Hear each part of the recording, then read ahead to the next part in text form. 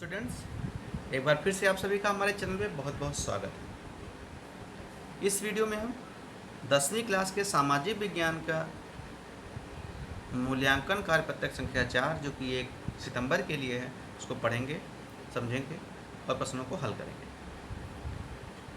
सबसे पहले आप अपना नाम और अपने कक्षा अध्यापक का नाम लिखना ना भूलें ताकि आपकी वर्कशीट की सही तरीके से पहचान होकर उसका मूल्यांकन किया जा सके।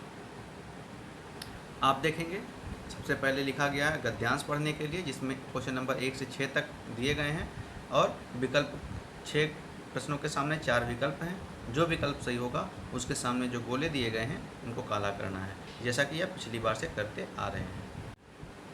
तो चलिए शुरू करते हैं पढ़ना हम इस पैराग्राफ को। हमारे पर्यावरण में उपलब्ध हर चीज़ जिसका उपयोग हमारी ज़रूरतों को पूरा करने के लिए किया जाता है, बशर्ते कि यह तकनीकी रूप से सुलभ हो, आर्थिक रूप से संभाव्य हो और सांस्कृतिक रूप से स्वीकार्य हो, संसाधन कहलाता है। तो देखिए, संसाधन प्रकृति में जो हर चीज़ मौजूद है वह संसाधन नहीं कही जा सकती। संसाधन क्या है कि उपलब्ध हर चीज़ जो हमारी ज़रूरतों को पूरा करे, पहली कंडीशन है। दूसरी, और ज़रूरत को पूरा करने के साथ साथ तकनीकी रूप से सुलभ हो, यानी तकनीकी रूप से मतलब हम उनको बहुत सुलभ मतलब आसानी से हमारे लिए उपलब्ध भी हो जाए। आर्थिक रूप से संभाव्य मतलब आर्थिक रूप से संभाव्य मतलब ये हो कि संभव हो, और संस्कृति में यानी हमारे समाज में संस्कृति में वह स्वीकार्य, वह संसाधन कहलाते हैं। क्या आप भी मानते हैं कि संसाधन प्रकृति का मुफ्त उपहार है? जैसा कि कई लोग मानते हैं, अक्सर कई लोग मानते हैं संसाधन तो प्रकृति की देन है, मुफ्त है, जैसे पानी है, ये सब है, इनको जितना चाहे उतना बर्बाद करो, ये मुफ्त है, प्रकृति हमें देती है। ऐसा नहीं है, वे मानवीय क्रियाओं का परिणाम है। मनुष्य स्वयं संसाधनों का महत्वपूर्ण हिस्सा है। देखिए, जो संसाधन होते हैं वह मानवीय क्रियाओं का परिणाम है और उसी में मानव भी संसाधन का एक हिस्सा है। वे पर्यावरण में पाए जाने वाले पदार्थों को संसाधन में परिवर्तित करते हैं और उन्हें प्रयोग करते हैं। तो मानव का काम क्या है? पर्यावरण में जो पदार्थ पाया जा रहा है हम उनका प्रयोग कर देते हैं और परिवर्तित कर देते हैं, फिर उनका प्रयोग करते हैं। तकनीकी का प्रयोग करके, मान लीजिए खदान से लोहा का जो अयस्क निकला, कंपनी में ले जाएंगे, उसको प्रज्वलित करेंगे, उसका प्रक्षालन करेंगे, फिर उस लोहा बनाएंगे, फिर लोहा से स्टील बना लेते हैं, फिर स्टील से कई सारी चीज़ें धातुएँ बन जाती हैं, कई सारे उत्पाद बनते हैं। यह सब तकनीकी के कारण विभिन्न प्रकार से परिवर्तित होकर मानव का प्रयोग करता है। संसाधनों को निम्नलिखित तरीकों से वर्गीकृत किया जा सकता है। तो 4 तरीके से संसाधन वर्गीकृत होते हैं। जैसे क्या? उत्पत्ति के आधार पर, जैसे जैविक या अजैविक संसाधन उत्पत्ति है। समाप्यता के आधार पर, यानी नवीकरणीय और गैर नवीकरणीय, मतलब जो समाप्त हो जाए, नहीं समाप्त हो, यानी दोबारा भी उनको नवीकृत किया जा सके, समाप्यता के आधार पर है। स्वामित्व के आधार पर होते हैं, जैसे व्यक्तिगत, जैसे आपकी घर में जो आपकी कोई, जैसे आपका खेत आपकी व्यक्तिगत संसाधन है, लेकिन आपके गांव का जो जलाशय है वह सामुदायिक है। राष्ट्रीय, अंतर्राष्ट्रीय। विकास की स्थिति के आधार पर संभावी, विकसित, भंडार या संचित कोष।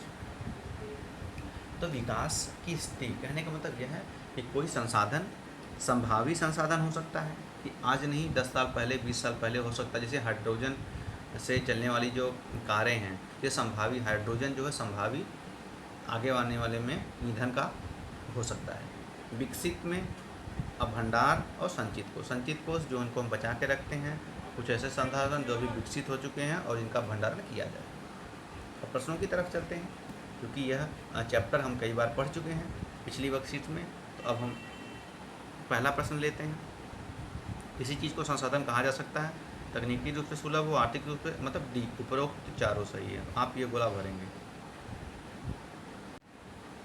क्वेश्चन 2, संसाधन के बारे में निम्नलिखित में कौन सा सत्य है? प्रकृति का मुफ्त उपहार है, गलत है। हमारे पर्यावरण में उपलब्ध सामग्री को मानवीय हस्तक्षेप के बिना संसाधन में बदला जा सकता है, गलत है। मनुष्य वस्तुओं को संसाधन में बदलते हैं और स्वयं संसाधन में, सी सही है। तो इसे आप गोला कीजिए। मनुष्य स्वयं संसाधन नहीं है, ये भी गलत है, मनुष्य स्वयं संसाधन भी है। 2 क्वेश्चन हो गए।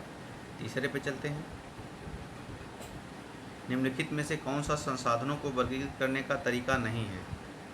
तो समाप्यता है, स्वामित्व है, उत्पत्ति है, बी। स्थायित्व, ये नहीं। तो बी आपका उत्तर सही होगा, इसको गोला करेंगे। चौथा है किसी देश का प्रादेशिक जल उदाहरण है राष्ट्रीय संसाधन का, राष्ट्रीय संसाधन का, सामुदायिक नहीं, व्यक्तिगत नहीं, अंतर्राष्ट्रीय नहीं। गैर नवीकरणीय संसाधनों का उदाहरण है, तो गैर नवीकरणीय पानी नहीं, सॉरी,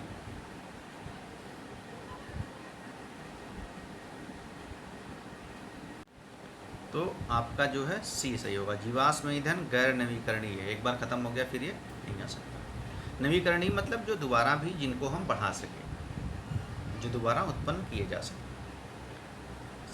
6, आपके घर के पास का सार्वजनिक पार्क क्या है? राष्ट्रीय, व्यक्तिगत नहीं, सामुदायिक संसाधन है, क्योंकि पार्क पूरे समुदाय का है, जितने लोग आसपास रह रहे हैं उनका है, तो सामुदायिक संसाधन हो जाएगा। अब देखिए छात्रों, आपके सामने 6 क्वेश्चन हो गए। अब हम चलते हैं प्रश्न नंबर 3, 4, 5, 6, आपके से ये लिखने वाले प्रश्न हैं।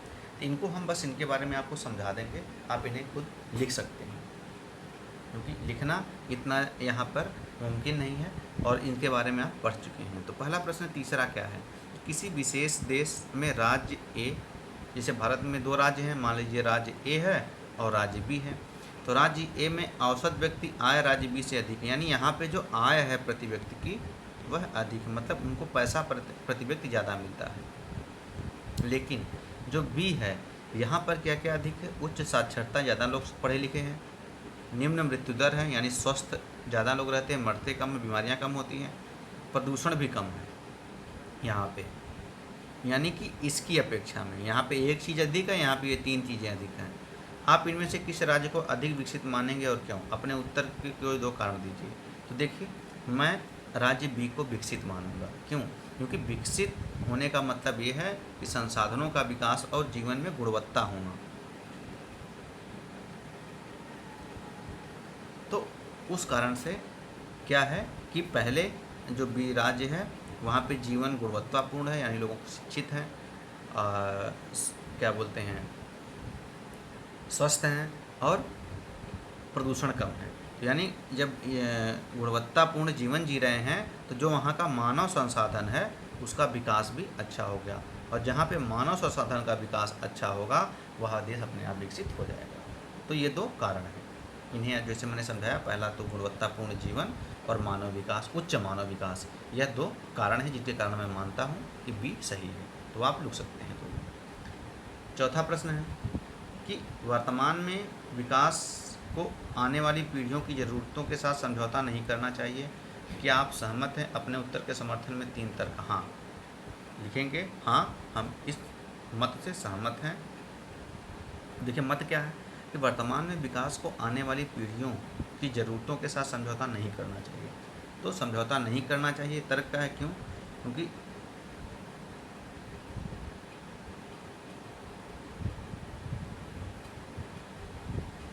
पहला, समझौता अगर हम करेंगे तो क्या होगा? हम संसाधनों का ज़्यादा उपयोग कर लेंगे, यानी कि आने वाली पीढ़ियों की जरूर जब समझौता नहीं करेंगे तो वह धारणीय विकास होगा।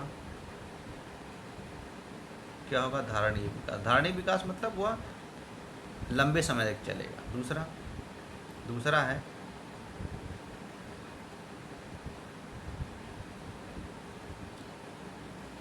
उससे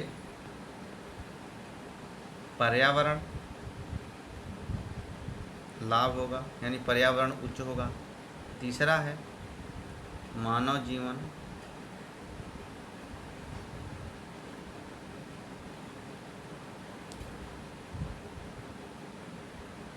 की गुणवत्ता बढ़ेगी।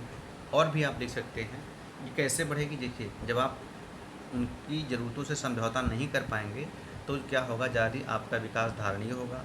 आने वाली जो पीढ़ियां हैं उनके लिए भी संसाधन उपलब्ध हो पाएंगे, उनके लिए भी संसाधन क्या हो पाएंगे? उपलब्ध हो पाएंगे, यानी वह विकास लंबे समय तक चलेगा और उनके जीवन में भी गुणवत्ता आएगी। और उनके जीवन में गुणवत्ता आएगी तो वह विकास जो है काफ़ी देश बहुत आगे तेज़ी से प्रगति करेगा। नहीं तो जब संसाधन ही नहीं रह जाएंगे तो वह देश प्रगति के पथ पर आगे नहीं जा सकेगा। अगला है 5वां प्रश्न, मृदा अपरदन क्या है? तो देखिए, मृदा अपक्षय ही मृदा अपरदन है, मृदा अपरदन है, यानी मिट्टी का कटाव को मृदा अपरदन कहते हैं। ये बहुत संक्षेप में मैं लिख रहा हूँ, नहीं तो और भी चीज़ें अगर लिखें तो दूसरे तरीके से आप लिख सकते हैं कि जलवायु एवं मौसमीय परिघटनाओं द्वारा मृदा अपक्षय को मृदा अपरदन कहा जाता है। क्या जो मैं बोल रहा हूँ उसे सुनिए कि जल, वायु एवं मौसमी परिघटनाओं द्वारा मृदा के अपक्षय को मृदा अपरदन कहते हैं। मृदा संरक्षण की 2 विधियों का वर्णन कीजिए। तो देखिए, सीढ़ीदार खेती,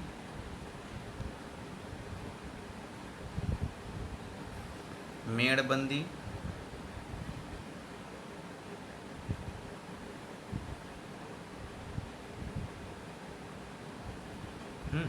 और जो है खेत के चारों ओर जो है पेड़ लगाना। जैसे खेत के चारों ओर जब हम पेड़ लगा देते हैं तो तेज़ हवाएं आती हैं तो उन्हें रोक लेते हैं, तो जो वायु का जो ऊपरी परत होती है यानी धूल, वह उड़ नहीं पाती। उससे क्या होता है, मृदा जो ऊपरी परत अपरदित नहीं होती।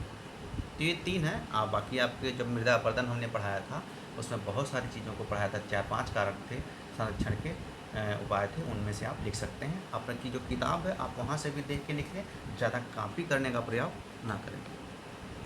आपका छठा, विभिन्न देशों के विकास की तुलना करने के लिए महत्वपूर्ण विशेषताओं का वर्णन करें। आपके अनुसार सबसे महत्वपूर्ण विशेषता कौन सी है और क्यों? तो छात्रों, विभिन्न देशों के विकास की तुलना की कई सारी विशेषताएं हैं, इनके हिसाब से अनुसार क्या करते हैं, हम विकास की तुलना करते हैं। कहता है, आप देखिए, एक तो होता है तुलना करने की विशेष, क्या होता है, प्रति व्यक्ति आय, यानी आय यह मानते हैं जहाँ पे प्रति व्यक्ति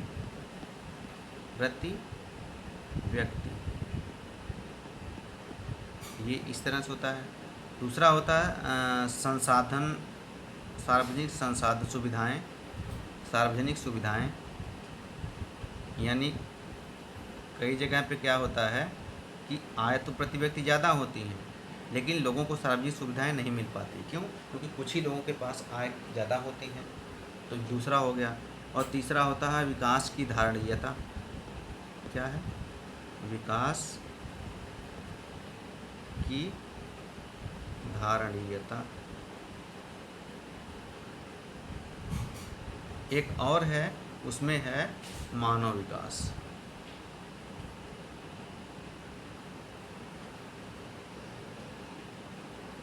चार हो गए जिसे हमने बताया, प्रति व्यक्ति आय, सार्वजनिक संसाधनों की सुलभता, विकास की धारणीयता और मानव विकास। अब इनमें से आपके अनुसार सबसे महत्वपूर्ण क्या है? तो मेरे अनुसार सबसे मानवीय विकास।